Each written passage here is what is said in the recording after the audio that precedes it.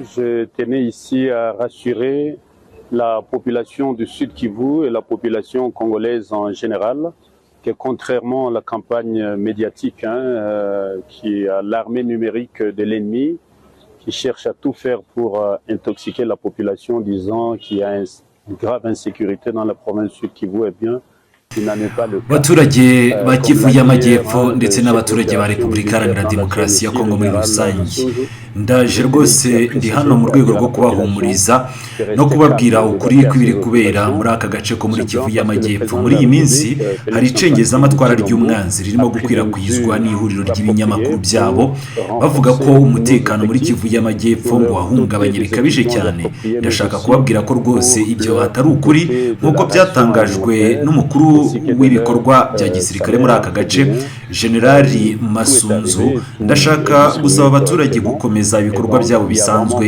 nta bwoba. Perezida wa Repubulika nyakubahwa Felix Antoine Tshisekedi yafashe ingamba zikomeye cyane zo kongera umubare w'ingabo zacu, kubaha ibikoresho bigezweho ndetse rero no kubaha imishahara yabo hamwe n'ibiribwa bihagije.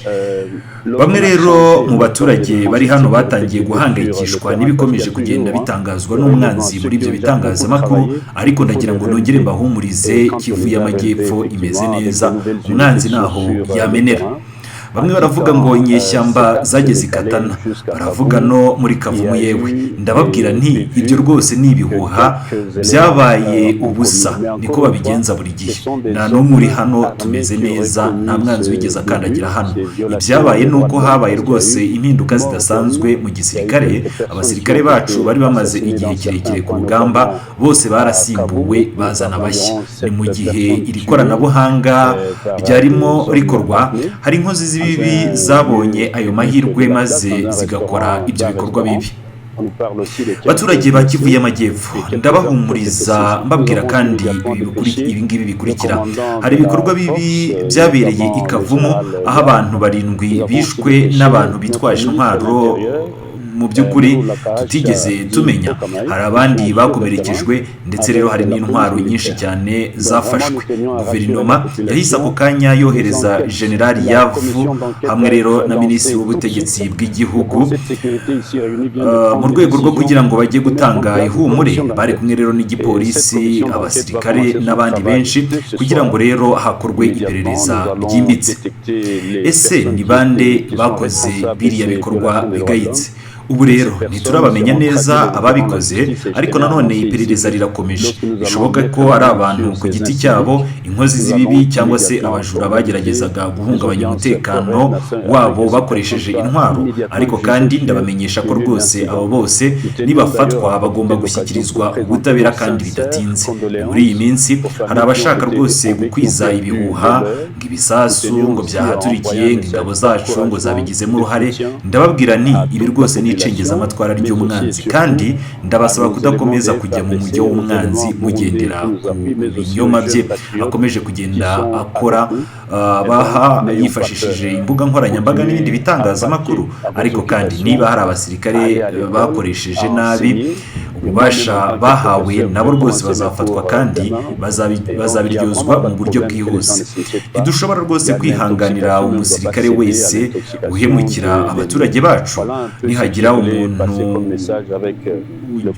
ugaragaraho cyangwa se ufatirwa muri ibyo bikorwa akaba yagira uruhare muri ibyo byaha, tuzamushyikiriza ubutabera kandi rwose uburenganzira bw'abahemukiwe bugomba kuzahorerwa.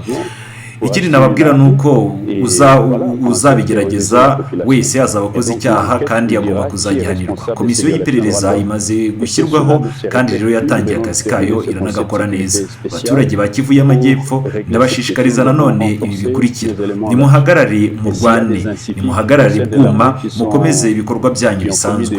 Abana bajye ku mashuri, abarimu bigishe nta bwoba. Nanjye ubwanjye nk'umwarimu ndatangira kwigisha ku munsi w'ejo.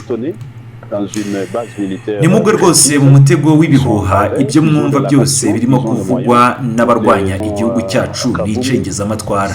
Guverinoma yanyu irahari, ingabo zanyu ziri maso, kandi perezida wanyu yafashe ingamba zikwiriye. Turashimira ingabo zacu FARDC, ingabo z'u Burundi ziri kumwe natwe, ndetse rero n'urubyiruko rwacu rwiyemeje kurinda igihugu, Wazalendo na FDLR. Turihanganisha imiryango y'ababuze ababo, kandi rwose turabizeza ko abaturage ubutabera buzahabwa abo baturage bishwe, ndetse n'izo nkozi z'ibibi zigafatwa zose. Repubulika Iharanira Demokarasi ya Kongo ni iyacu, tuzayirwanira, tuyirinde, kandi tuzayubaka mu mutekano n'ituze. Imana ibahe umugisha. Murakoze cyane. À Kavumu, on nous parle d'environ 7 personnes tuées par des hommes armés dans un lieu public de la place, dans un restaurant, bar-restaurant. On nous parle aussi de quelques blessés et quelques armes qui ont été saisies. Nous avons immédiatement dépêché le commandant de la force, notamment le général Yav. Nous avons aussi dépêché notre ministre de l'Intérieur, Mourou Lakahash dit Fokamaïk, qui sont sur le terrain avec la police militaire. Donc vraiment, nous tenions à rassurer la population. Les enquêtes, la commission d'enquête va être lancée tout de suite. Le Conseil de sécurité ici réuni vient de prendre des décisions, de mettre en place une commission d'enquête. Et cette commission d'enquête va commencer son travail dès ce soir.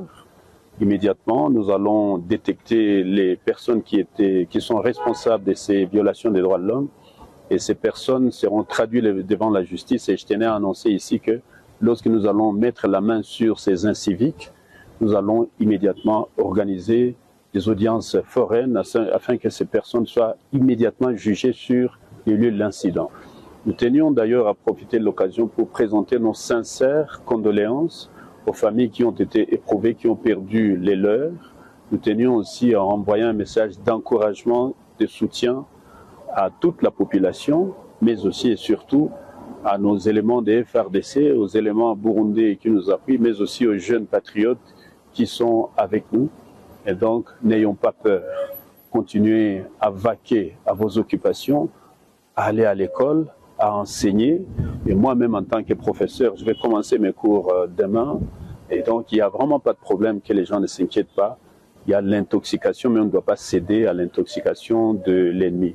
Voilà un peu ce que je voulais passer comme message avec le Conseil de sécurité restreint ici réuni. Mais pour le reste, on ne peut pas ici affirmer que ce sont des membres de nos forces de défense et de sécurité. Ça peut aussi s'agir des éléments isolés, des bandits, des criminels qui profitent de l'occasion pour acheter une arme et voilà, commencer à terroriser la population. Et donc l'enquête nous dira qui est responsable de ces violations des droits de l'homme et que cela ne se répète plus. Nous venons de terminer ce Conseil de sécurité spécial. Pour régler cette question, nous avons renforcé nos éléments là-dessus. Et s'il y a des inciviques au sein de l'armée qui ont commis des bévues, qui les commettent, nous allons mettre la main dessus et tous les dispositifs sont déjà en place. Tous les militaires qui rentrent de front sont cantonnés dans une base militaire précise. Ils sont encadrés, ils ont de la ration, ils ont des moyens, tous les éléments. Le chef de l'État a donné tous les moyens qu'il faut.